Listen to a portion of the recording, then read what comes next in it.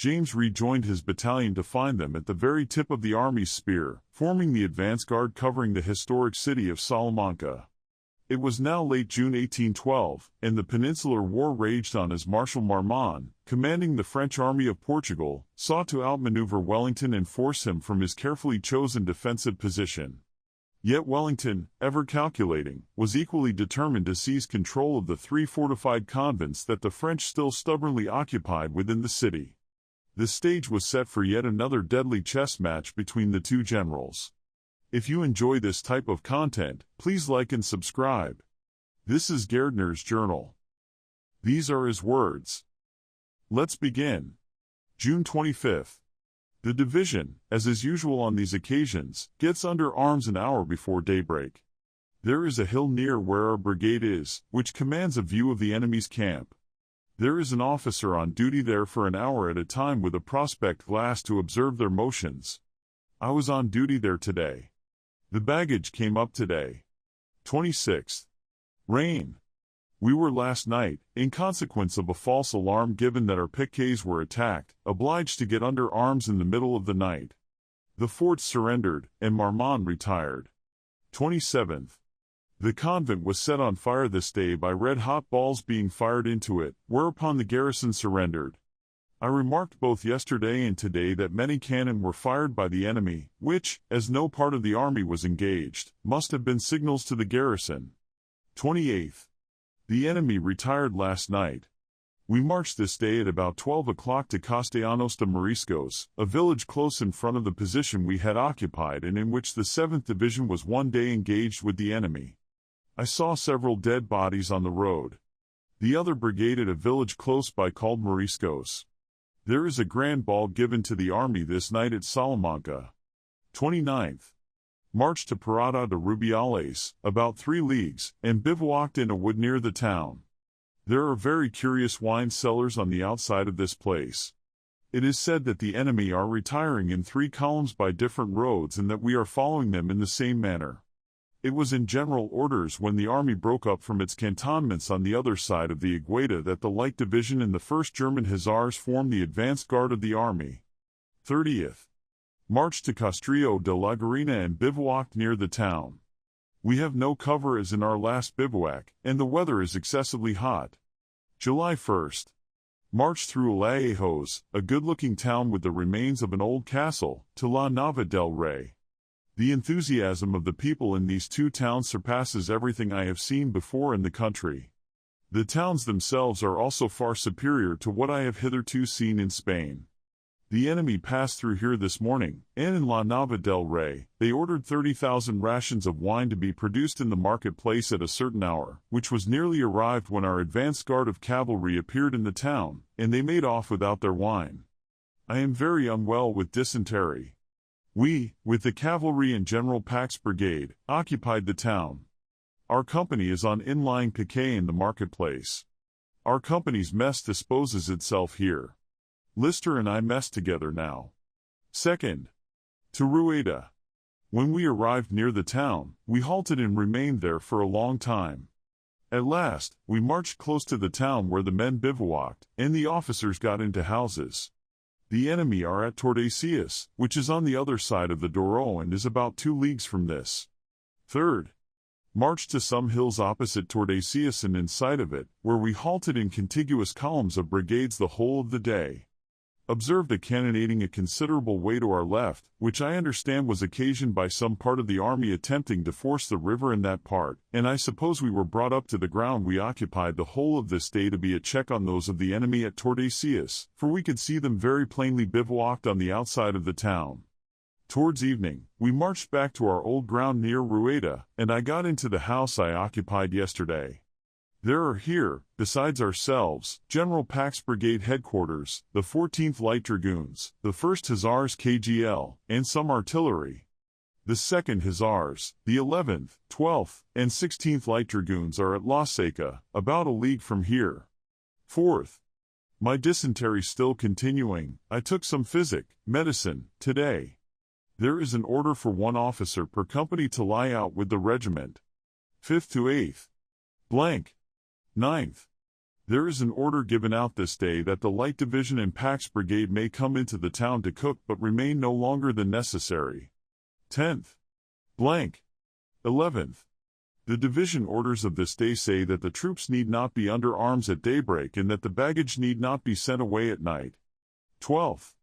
Our company for inlying piquet this evening. 13th to 14th. Blank. 15th. It being the turn of our brigade to lie out on the left of the road to Tordesillas yesterday evening, when we were relieved on piquet, we joined the brigade and lay out with them. Got under arms before daybreak. The 1st Brigade, Pax Brigade, the 14th Light Dragoons, the 1st German Hussars, and headquarters moved from here this afternoon. The 2nd Hussars, 11th, 12th, and 16th Dragoons moved from La Seca here. It is reported that General Bonnet joined the Army of Portugal on the 8th and that they have made a movement to our left towards Toro and Zamora. The houses occupied by the 1st Brigade were consequently given up to our brigade, and we will occupy them tomorrow morning. Sir S. Cotton and staff are here. Editor's note. News arrived that Marmont had reinforced his army and was now on the advance once again. Marmont, however, did not seek to take Wellington on directly but to maneuver onto his line of communications, forcing him to retire. This led to days of maneuvering at very close range across the plains around Salamanca. Gairdner continues. June 16th. We lay last night on our original ground outside the town. Got under arms this morning before daybreak and at about 7 o'clock marched into the town and occupied the quarters of the 1st Brigade. I joined Leach's company's mess this day. Formed as usual on the old ground at 6 o'clock in the evening, but instead of laying out, we were allowed to sleep in quarters but ordered to assemble on the ground before daybreak. About 9 o'clock there was an order given for the brigade to assemble right in front immediately on the road to Tordesillas, baggage on the reverse flank of the column. Commenced marching at about 10 o'clock, marched all night, and halted at about 7 o'clock near a village called Castrillon de Trabancos. Found the 1st Brigade of our division, Pax Division, and the 4th Division here. 17th. Remained here all day, baggage sent to the rear in the evening to Torrecilla de la Orden. 18th. Soon after daybreak, the enemy's cavalry commenced skirmishing with ours. The village of Castrillon is situated under a ridge of heights between the ground we occupied and the heights.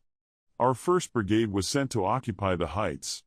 I observed a great many infantry crossing a marshy plain in our front and moving to turn our left in a straggling, irregular manner, who, when they had crossed the plain, formed regularly.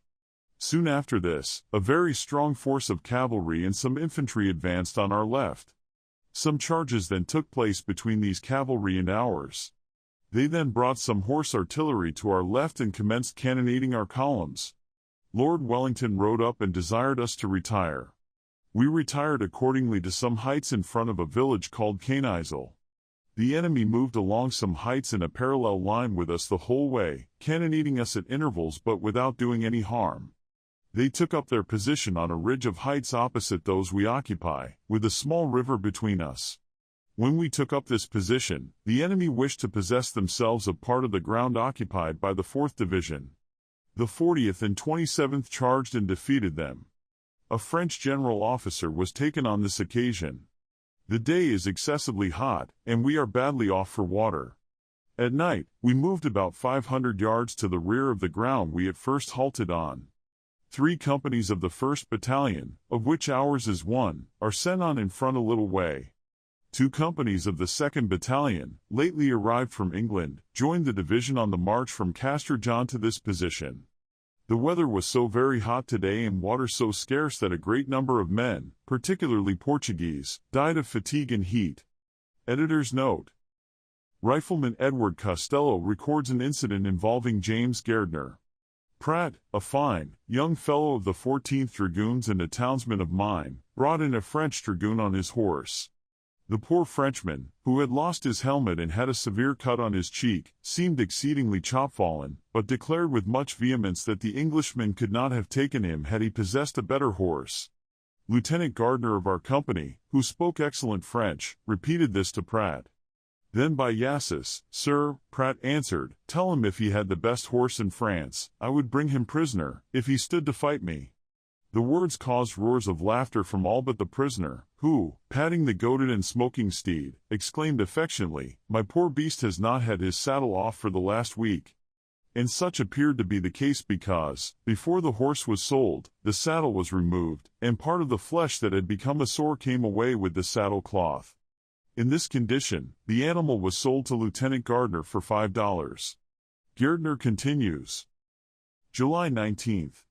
We remained quiet all the morning, making batteries in different places. I saw a body of the enemy, apparently about 1,000 men, moving to our right. About 3 o'clock in the afternoon, the enemy got under arms and commenced moving to our right, so we moved also. Our division occupied a hill to our right and in front of our original position. The enemy was in force on a hill near us, with a small valley between. As soon as we advanced to the brow of our hill, they commenced shelling and cannonading us. Our artillery not being heavy enough to return fire, the division retired immediately, leaving some men in extended order on the brow of the hill.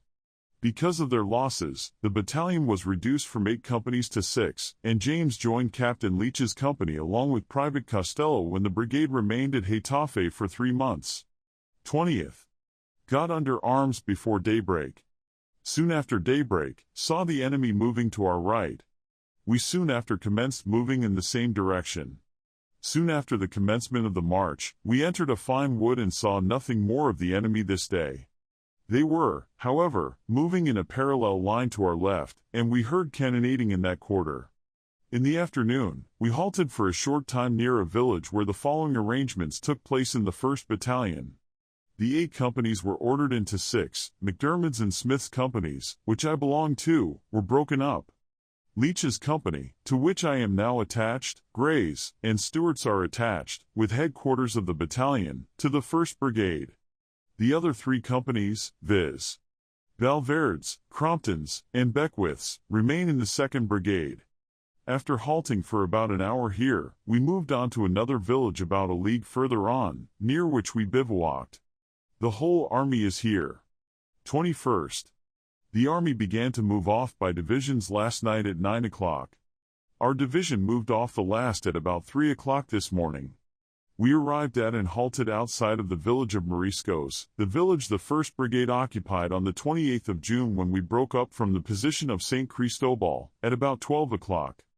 The weather is very hot. At about 5 o'clock in the evening, we marched again and crossed the Tormes at a ford near the village of Cabarrizos, halting on the opposite bank for about 2 hours. It commenced raining. We then marched on about a league to some ground where some other divisions were bivouacked, and we halted here for the night. Editor's note. Wellington's stunning victory over Marmont began with the Duke spotting that the French army was strung out too much on their line of march and vulnerable to be defeated in detail. This is exactly what Wellington succeeded in doing.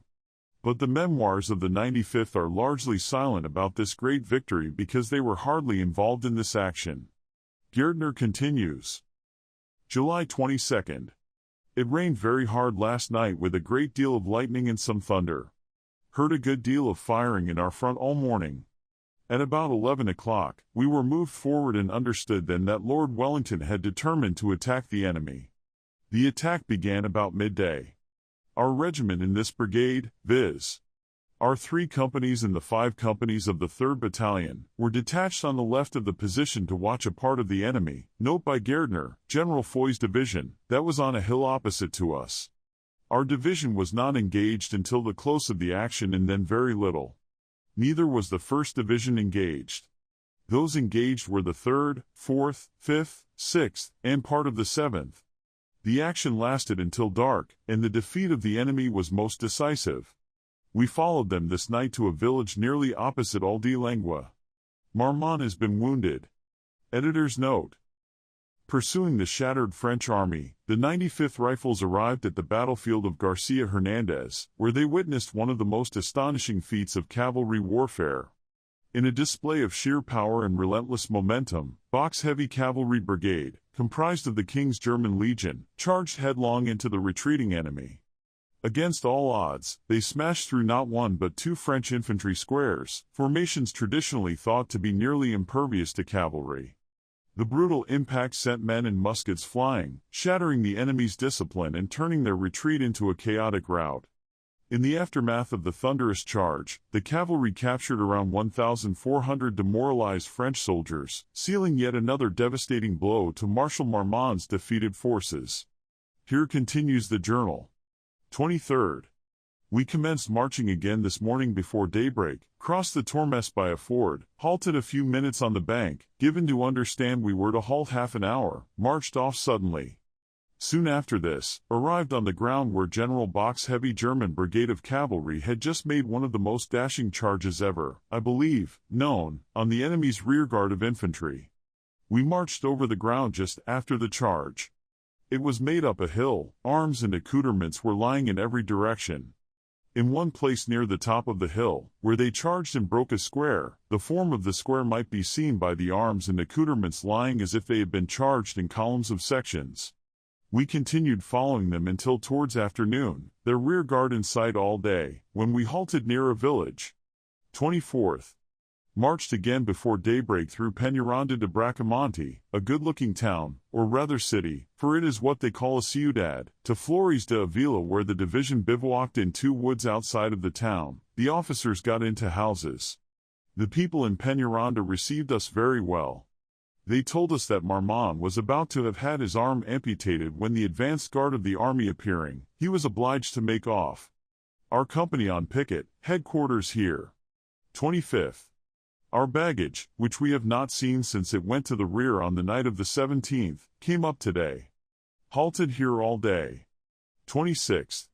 Through 3 different villages to Aldiseca, headquarters here, bivouacked outside of the town, could not get houses. Weather very hot. 27th. Through Arevalo, a curiously situated town, situated between 2 rivers. It has been a Moorish fortress, it is a good-looking town, to Montega de Baca. We were quartered in the village of Montega de Baca. 28th. To Almedo, a good town, where the division is quartered in a convent. The officers are to take whatever houses they think proper but are given to understand that headquarters will be here and that they are liable to be turned out of their quarters. Many have been turned out, however. I got into a pretty good house with a stable and have been lucky enough to keep it. The French General Ferré, who was wounded on the 22nd, has been buried here and dug up again by the inhabitants. I saw his body. He was buried again by our division. The people here received us very well. A priest met our division as we marched in with fireworks, which is a token of rejoicing among the Spaniards. Almedo has formerly been fortified. It is surrounded by a wall with small round towers at about every 100 yards. 29th. We marched this morning at about daybreak. We understood we were to march to Portillo, which is a town situated on a mountain. When we were in sight of Portillo and about a league from it, we were halted for a considerable time. At last, we marched to a village to the left of it called La Pedraja de Portillo. The division bivouacked outside of the town. The houses, of which there were very few, were told off to the officers. 30th. Marched before daybreak and forded the Douro, halted on the right bank of it in a pine wood, about 6 miles English from Valladolid. The 1st Division halted on the left bank. About 1 o'clock, an order was given that all except 1 officer per company might go to Valladolid. I rode in together with Hopwood, Leighton, and Leach. It is a fine city, the entrance to it is very fine. It is a larger place than Salamanca, but I do not think it so handsome a city. The plaza, or square, which is the part of a city or town in which the Spaniards pride themselves more, of this place is large but by no means handsome. It appears to be a very old place. The French, having been here so long, the place is completely Frenchified, and the inhabitants did not seem over-glad to see the English. There are good shops and coffee houses here, the latter of course established by the French, for I never saw any in the country before except at Badajoz, which place also the French had possession of for a long time. The enemy left behind them here some sick and some British prisoners. I saw a man of the 3rd Dragoon Guards here, and a more wretched figure I never saw. He said, however, that he had not been ill-treated, but that he got rations very irregularly, but he believed it was not their fault, for their own sick were in the same way. 31st. Halted all day in the same ground as yesterday. I have a very bad toothache. August 1st. Received an order last night to march at daybreak this morning, marched accordingly to Tudela de Duero, about a league and a half from where we bivouacked. The whole division is quartered here, pretty good quarters. Had a tooth drawn by Jones. 2nd. There is, I believe, some prospect of remaining quiet for a little while, and I sincerely wish we may, for we have had hard work for the last 6 weeks. Tudela is a pretty good town. It is situated on the right bank of the Douro. There is a bridge here, one of the arches of which the French have destroyed. The country about here is very beautiful. About 5 o'clock this evening, we received an order to march immediately to Aldemare de San Martin. In consequence of the bridge being destroyed, we were obliged to ford the river. The ford is a very bad one and caused considerable delay before the division could march off from the opposite bank. I was on duty to bring up stragglers. Got to Aldemare about 9 o'clock. Our brigade bivouacked outside the town, the other quartered in the town. 3rd. The officers of our company got a house in town. The men are ordered to change their ground by day to a wood and return to the old ground at night on account of the wood being damp. Rode this evening to Portillo, about a league from here. It is situated on the top of a mountain and has been a Moorish fortress. It is a curious place and put me much in mind of Guarda.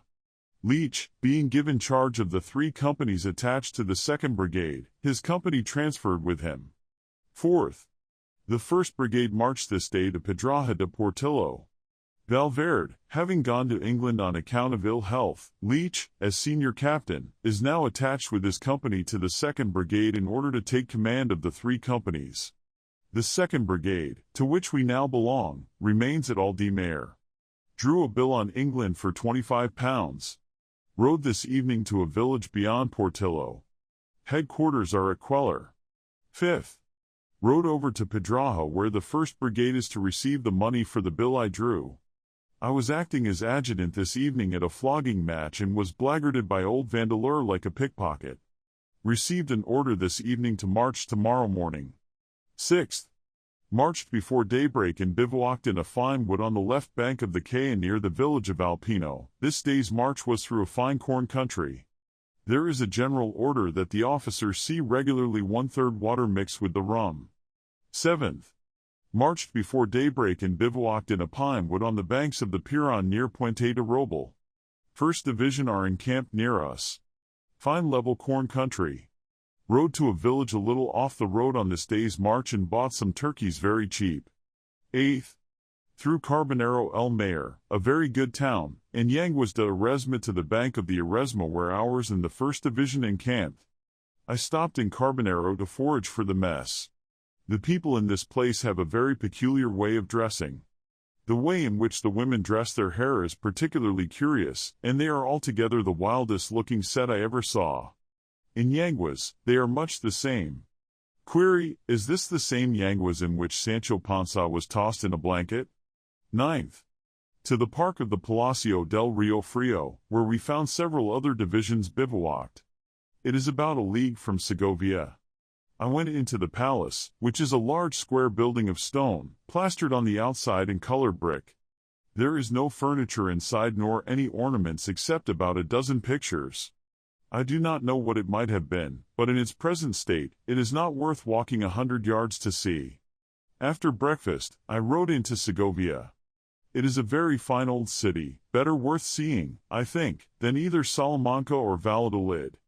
The entrance to it is beautiful. The most remarkable things in it are the cathedral, which is uncommonly beautiful, especially the inside of it. There are some very fine painted glass windows. The castle or towers of Segovia, which is made honorable mention of in Gil Blas and in which they show what they call Gil Blas cell, is a very curious place.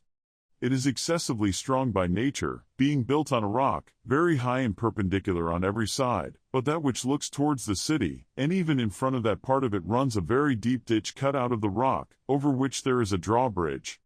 The Spanish government has always used it as a state prison, but the French have used it as a fort and mounted some guns on it. The French, when they left the place, rendered useless all the artillery they left here. The ditch above mentioned is full of gun carriages, guns, mortars, and other equipment. I saw in the courtyard in the interior of the building a small English brass mortar with GR and a crown on it lying spiked. The view from the top of the tower is very fine. On one side, a fine corn country, and on the other, that immense ridge of mountains which runs from the Rock of Lisbon across the whole peninsula and which in this place divides Old from New Castile. There is also a very handsome stone aqueduct said to have been built by the Romans. The town has a very ancient appearance but is clean and pleased me very much. 10th. Marched about a league and a half and encamped in a field near a village called, I think, Otero de Herreros. I today saw the first league stone I ever saw in the country. On it was inscribed Madrid 11 leagues. 11th. Marched this day across the Sierra de Guadarrama, which divides Old from New Castile. The road of the pass is paved with stones.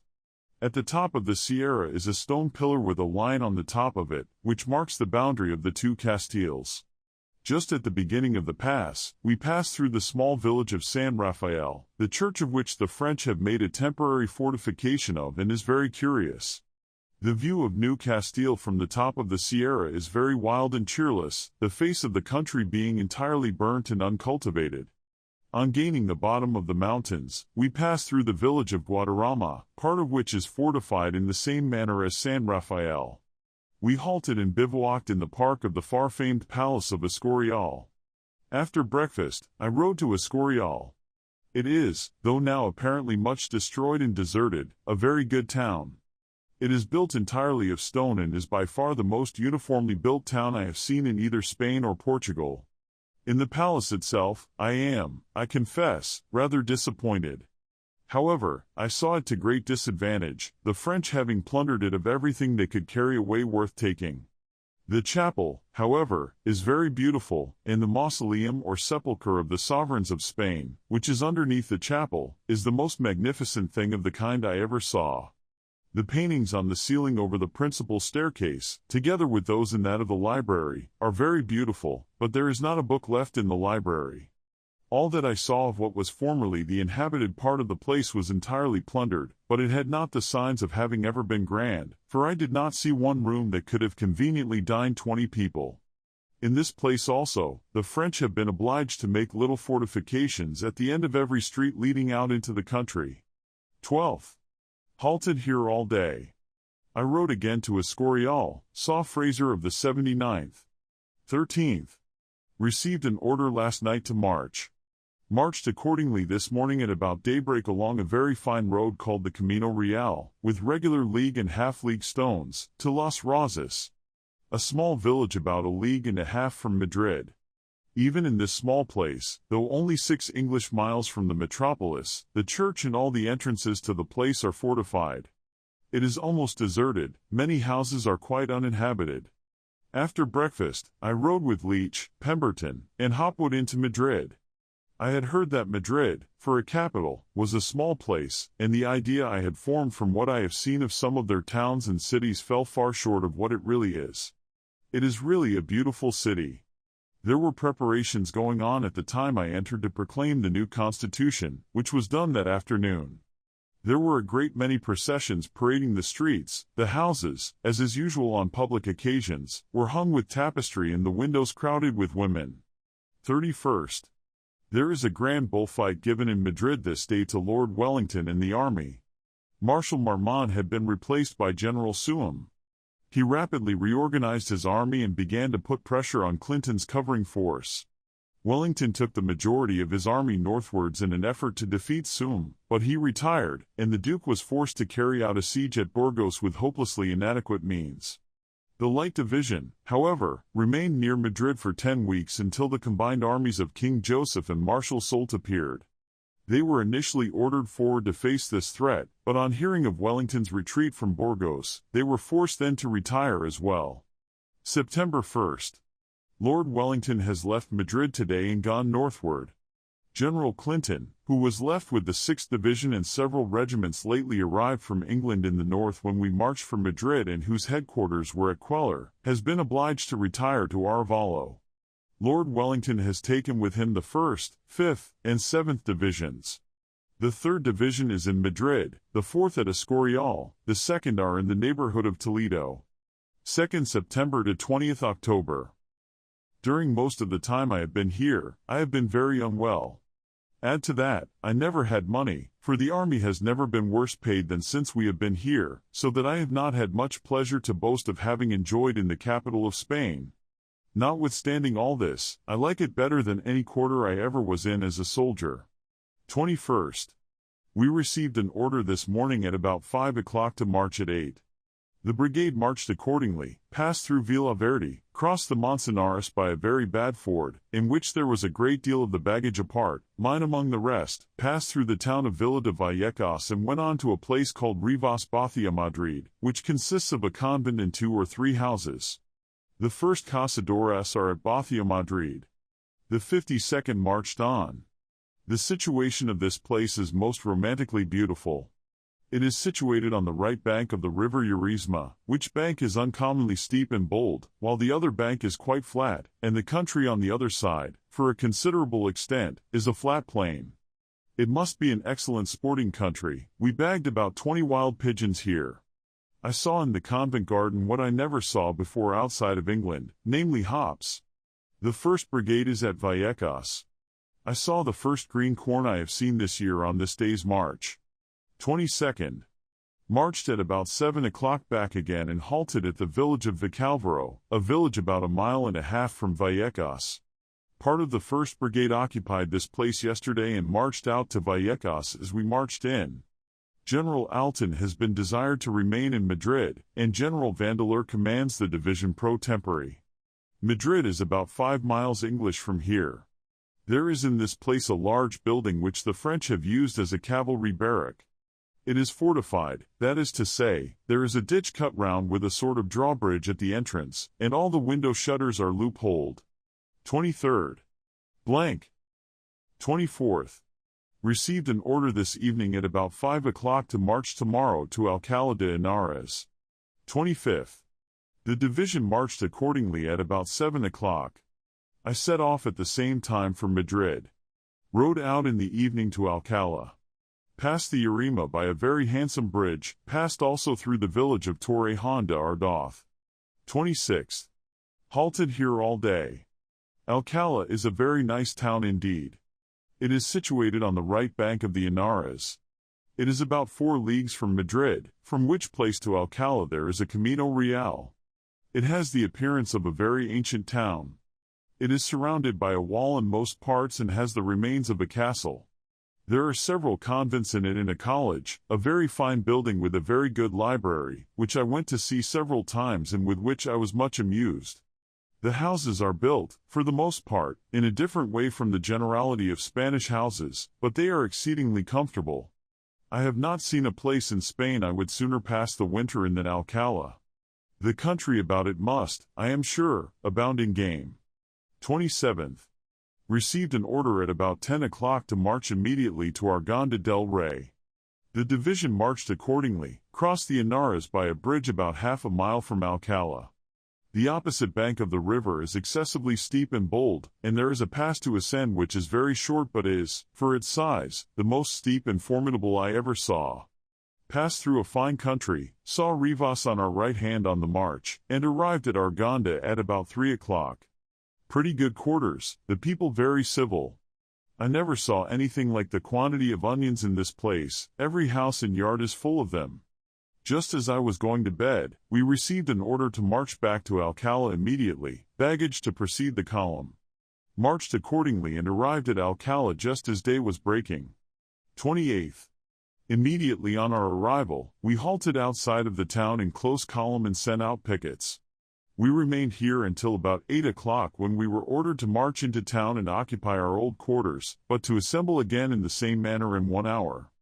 Went in, got some breakfast, and came out again to the same ground, where we remained until about 2 o'clock when the old general, Vandeleur, having finished his sleep, came out and sent us to our quarters. I went to bed immediately, got up at about 5 o'clock, and dined. There is an order given out that the division shall lie in the streets under the piazzas, which are in most of the streets, and that the officers may occupy the houses in rear of their respective companies. I, in consequence, slept in the rear of the company this night but left my baggage in my old billet. 29th. General Alton arrived this day and took command of the division again. Soult is said to have crossed the Tagus last night. That concludes the third part of the story. Thank you very much for listening. Please like and subscribe if you enjoy this type of content.